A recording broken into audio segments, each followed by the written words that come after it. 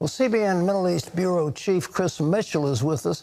Chris, it looks crazy. The Prime Minister has the largest group. Likud has the largest.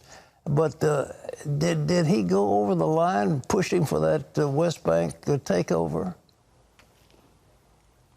Well, that's a possibility, Pat. You know, ironically, it seemed like people in Judea and Samaria didn't turn out as much as you would have expected. That is a possibility. But right now, I think the ball lies in the hands of the president, Reuven Rivlin. He says he wants a broad and stable government. He's going to do everything he can to prevent a third election. And right now, he's calling Benny Gantz and Netanyahu up to his residence. In fact, Pat, it's just around the corner and up the hill from where we are right now. I talked to his spokesman earlier today, and it's going to be closed to the press. And you wonder if he's trying to implement what Psalm 133 says, that how blessed it is when brethren dwell together in unity. We'll see what happens after tonight's meeting. Well, didn't Netanyahu ask Benny Gantz to come and form a government? And Benny said, because you're under indictment, I'm not going to do it. Is that the deal? Well, he did. He actually has done it twice. He did it right after the day after the election last Wednesday. He did it yesterday as well, asking Gantz for a unity government. And, you know, the blue and white, Pat, really ran basically on a no Netanyahu election. That was their campaign. They said that Netanyahu is potentially under indictment, and it's how can you vote for a prime minister that might be indicted? So really, that was probably one of their #1 campaign platforms that they have. So, but Netanyahu has said that he would like to have a unity government, and it seems like Rivlin might be the one to try to bridge the differences between Gantz and Netanyahu. And he's sort of a, you know, he's a ceremonial figure for a large part, but his one big political choice that he has to make is who's going to be the candidate to form the next government.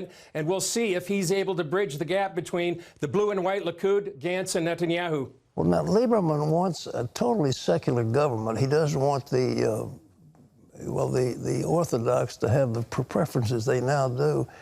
Is there any possibility? He used to be a buddy of Netanyahu. What's the deal with him?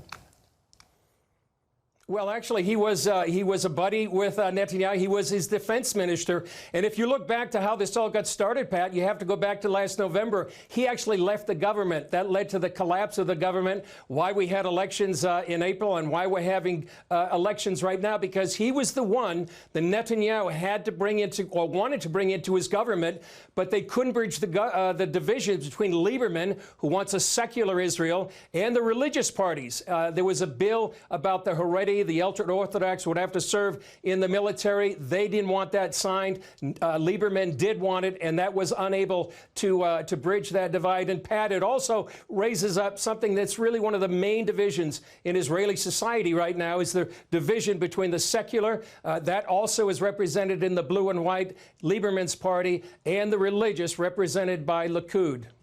Do you think they're going to go to another election? Is that too way out? Well, it's not out of the realm of possibility. If Rivlin can't bridge the divide between Benny Gantz and Netanyahu, there is a possibility that could happen. And but we'll see. You know, Israelis don't have an appetite for that right now. The Israelis I talk to really have an appetite for the possibility of some sort of unity government. And Pat, I just wanted to add this one thing. I talked to an Israeli friend of mine this morning, and he's a dry cleaner, and he said, "This is so complicated. How do you explain this to Americans?"